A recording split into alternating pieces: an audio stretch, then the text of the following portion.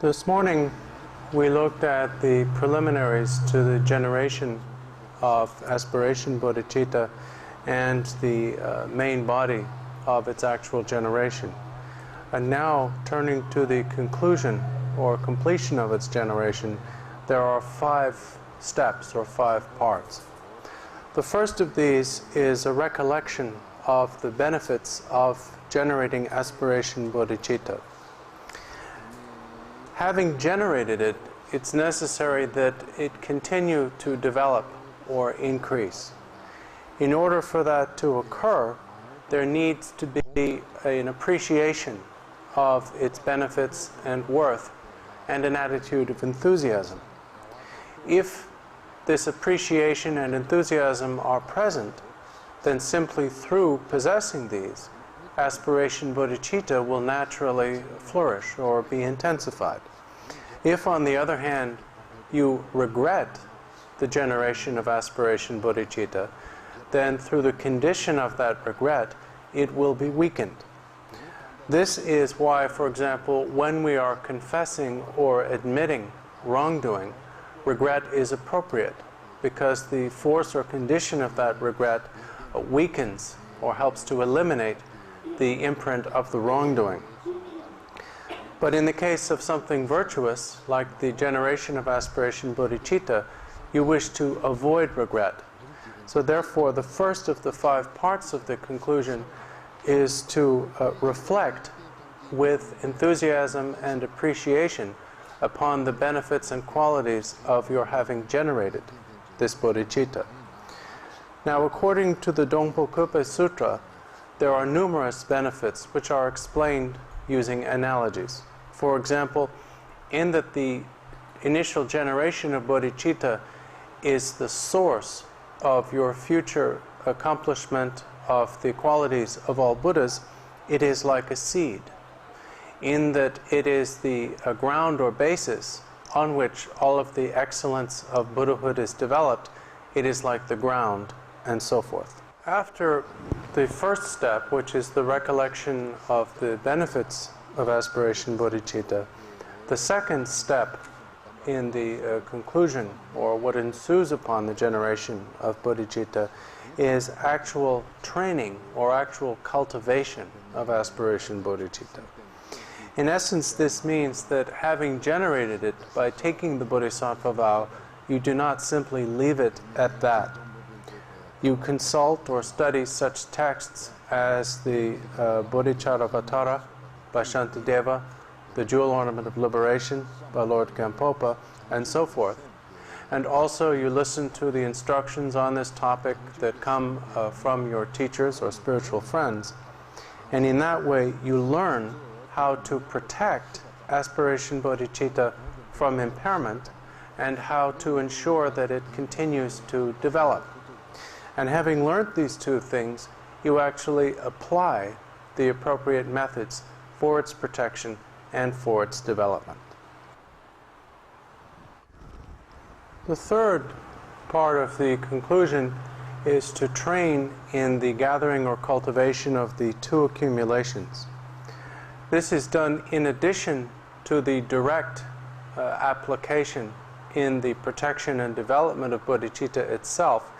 Here you gather the 2 accumulations as an indirect means of developing bodhicitta, in the sense that the gathering or increase of the 2 accumulations forms a condition conducive to the development or increase of bodhicitta. You accumulate merit through such actions as generosity to sentient beings and so forth, and you accumulate the accumulation of wisdom through meditation.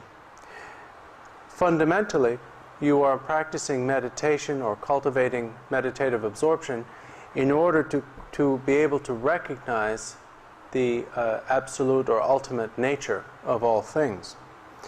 The meditation itself may consist of the tranquility meditation of bringing the mind to rest, or the insight meditation of increasing or heightening the mind's innate wisdom.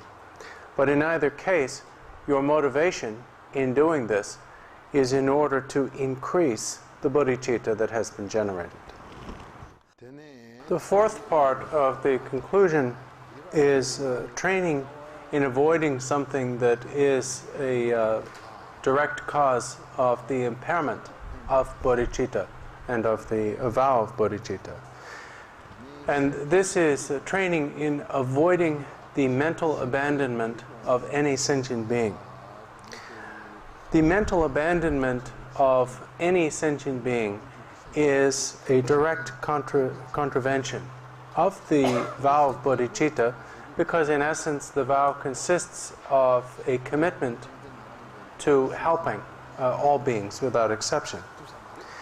Now, mentally abandoning sentient beings can occur in two ways. One way is when you simply give up on your project of attaining awakening for the benefit of others and bringing about their liberation. And you think, I simply cannot do this. I must abandon this intention to bring about the awakening of all beings. It's too much. But another way in which it can happen is by mentally abandoning any one sentient being, by thinking, even if I have the opportunity in the future to protect you, I will not do so. Even if I have the opportunity in the future to help you, I will not do so.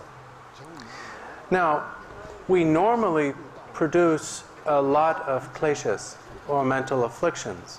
But these kleshas in themselves, while they do bring us harm, do not directly contradict bodhicitta. However, this particular form of thinking does. Because even if it is a minor form of mentally abandoning sentient beings, such as thinking I will not help one specific sentient being in the future, it does directly contradict bodhicitta and therefore impairs the vow. The fifth training, the fifth part of the conclusion of aspiration bodhicitta is training in avoiding the four negativities and cultivating the four virtues or virtuous things. And here the term virtues and negativities refer to four specific things that affect bodhicitta. The four things to be avoided or abstained from are, first, two that concern your relationship with the three jewels, Buddha, Dharma, and Sangha, and then two that concern your relationship with other sentient beings. The first of the four is to denigrate the holy. To denigrate the holy means to denigrate someone who has generated bodhicitta, but here more specifically as someone who is actually an awakened bodhisattva or Buddha. The second is to deceive the Venerable.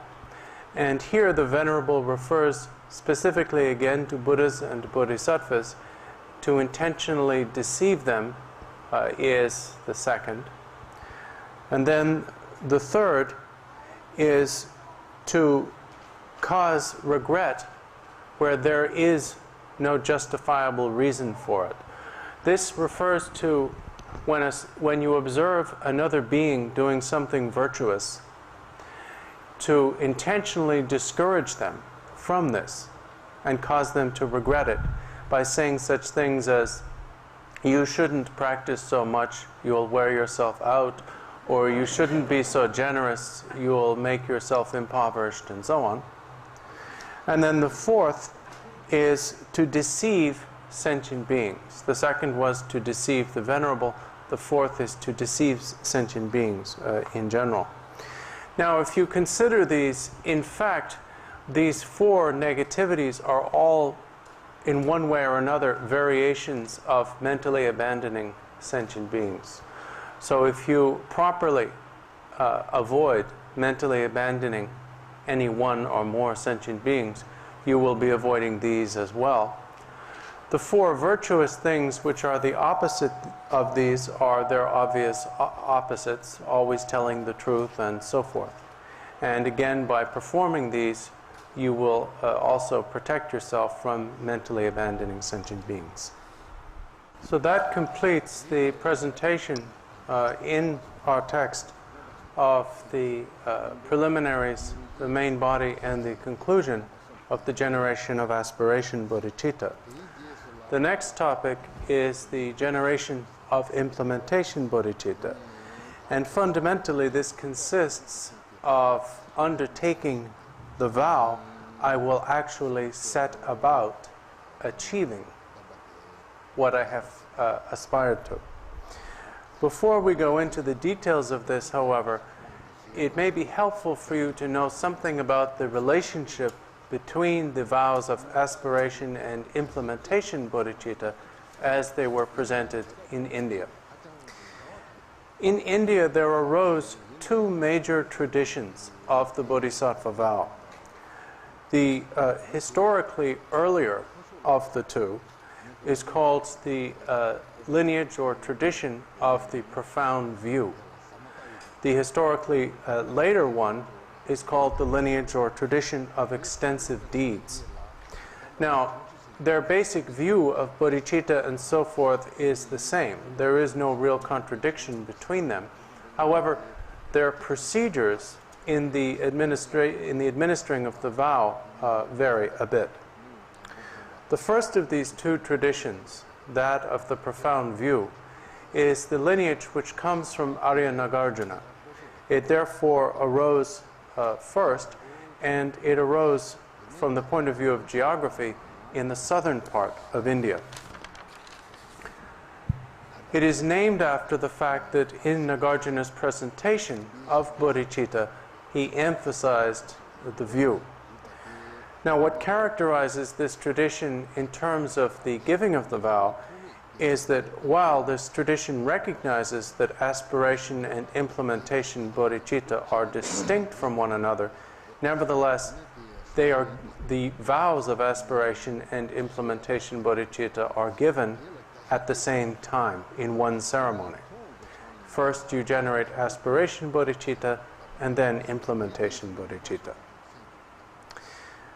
The second tradition, which arose geographically in what was then considered Western India, the Gandharan region, which we would now identify with Pakistan, and arose about 300 years after the initial appearance of Nagarjuna, is the tradition of extensive deeds, which was propagated by the great master Asanga. According to this tradition, the two vows of aspiration and implementation bodhicitta are given separately, as separate ceremonies. Now, both of these traditions were transmitted to and maintained in Tibet.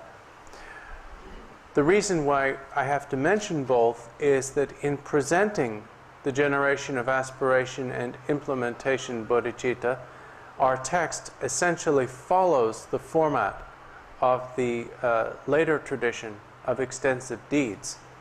However, tomorrow afternoon, when I present the Bodhisattva vow, I will be doing so using the liturgy of Shantideva, which is primarily based on the lineage of profound view, and therefore presents the vows of aspiration and implementation bodhicitta together. The first issue to be discussed with regard to the vow of implementation bodhicitta is who may take the vow. And as Atisha presents it in our text, which, as I mentioned, is based in this context primarily upon the lineage of extensive deeds, the person must possess one or another variety of the vows of individual liberation, either the vow of a lay person, of a novice, or of a fully ordained monastic. And Atisha explains this because he is primarily following the tradition of extensive deeds, in which this is a requirement or prerequisite for taking the implementation bodhicitta vow. Tomorrow, the Bodhisattva vow which I will be offering is primarily drawn from the lineage or tradition of profound view. The requirements for taking it are simply that the person wishes sincerely to take the Bodhisattva vow, and they have faith in it or devotion for it. They may or may not possess the individual liberation vows of a lay disciple or monastic, but they can still take the vow whether or not they possess those other vows and will authentically receive it. Now, there is no real contradiction. While the one tradition seems much more restrictive than the other, ultimately they are in agreement, because through taking the Bodhisattva vow, you will eventually cultivate a degree of moral discipline that is the same in either case, but immediately, in terms of when you take it, the tradition of profound view is less restrictive. The second topic is, from who do you receive the Bodhisattva vow of implementation? It must be received from someone who upholds the lineage of that vow, which is to say, who has properly received the vow, him or herself, and who has kept the vow properly as well. So it is to be received from such a teacher or such a member of the Mahayana Sangha. The third question is, how is the vow actually taken or transmitted? And there are two answers to this, depending upon whether the vow is taken from a teacher, a preceptor, or not. Now, in spite of the preceding statement that it must be taken from a preceptor or teacher who holds the vow, whether or not this is the case depends upon a certain condition or requirement. Regardless of how distant the teacher from whom you wish to take the Bodhisattva vow is, if you can travel to where they are without obstacle to your life or to your Dharma or morality, you must take it from a living teacher. If, on the other hand, regardless how little physical distance there may be between where you live and where your teacher lives, if in order to travel there and receive the vow from them, you would be placing either your life or your morality at risk, you are not required to take it from a teacher. Now, this is also put in exactly the same way in Lord Gampopa's Jewel Ornament of Liberation and other texts. So therefore, how the vow is taken depends upon whether it is taken from a preceptor or not. If it is taken from a preceptor, then it is taken in the elaborate way of first the preparation, then the main body of taking the vow of implementation bodhicitta, and the conclusion, which would include a detailed explanation by the teacher of the training or commitments of the implementation bodhicitta vow, the disciples undertaking to keep them and train in them.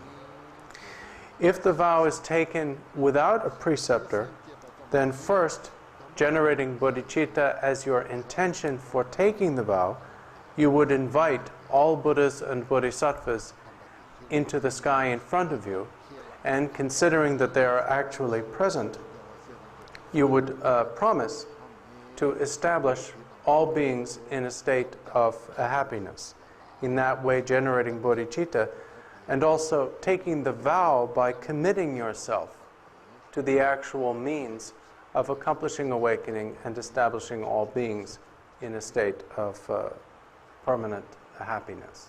And that is how the vow is taken in the absence of a preceptor.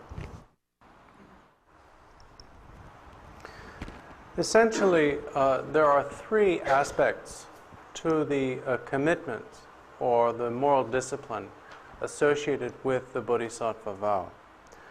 The first of these is called the moral discipline of binding or restricting wrongdoing.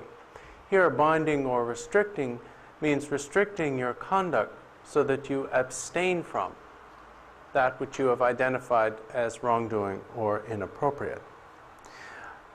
In practice, this consists of the maintenance of the faculties of mindfulness, alertness, and care, so that you avoid certain negativities of mind and expressing them in body and speech.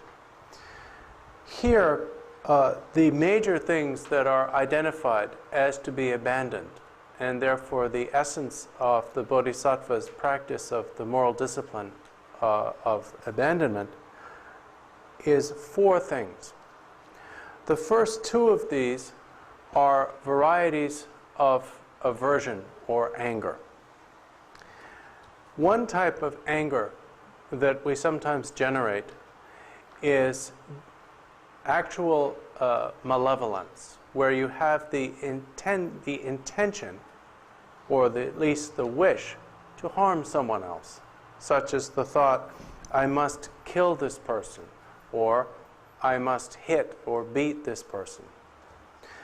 Another type of anger that we generate is rage. And rage does not involve actual plans of things you might do to that person, but it does involve a strong and uncontrolled burst of anger.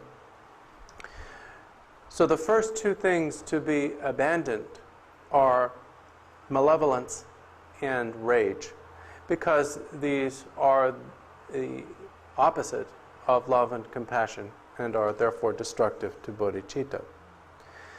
The second 2 things to be abandoned are aspects of attachment.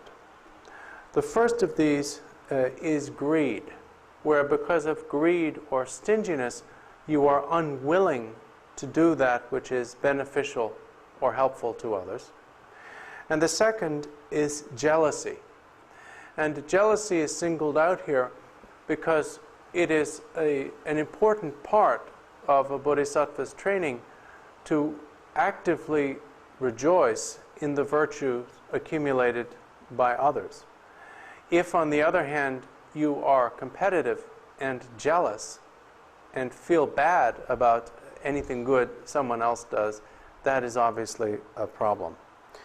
So these 4 things, malevolence, rage, greed, and jealousy, are the primary things to be abandoned in the practice of the first moral discipline of a bodhisattva, the moral discipline of abandoning wrongdoing.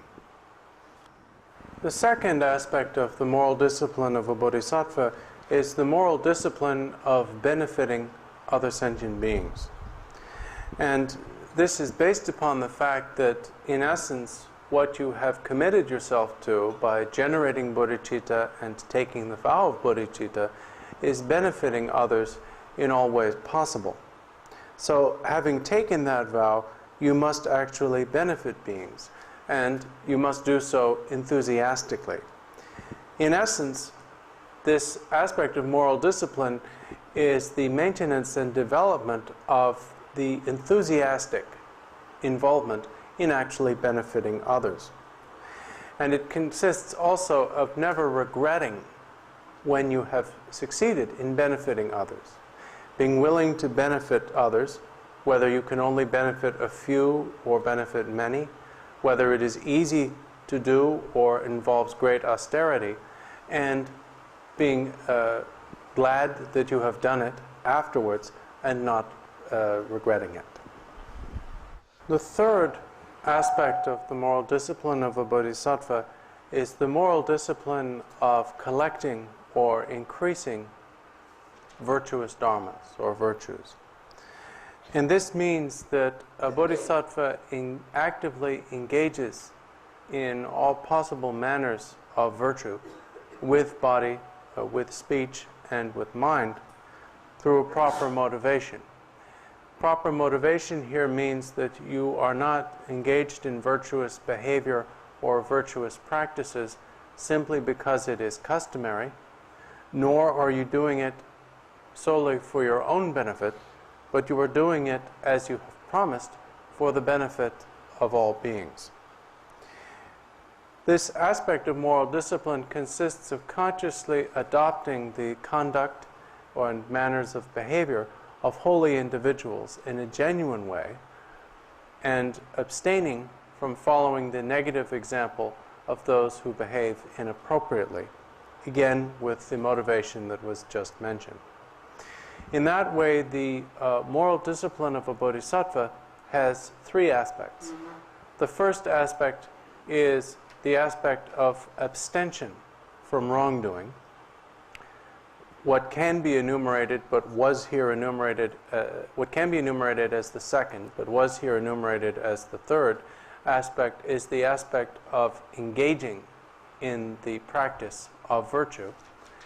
And the last aspect, which was here given second, is the fact that all of the virtue you do is done for the benefit of others.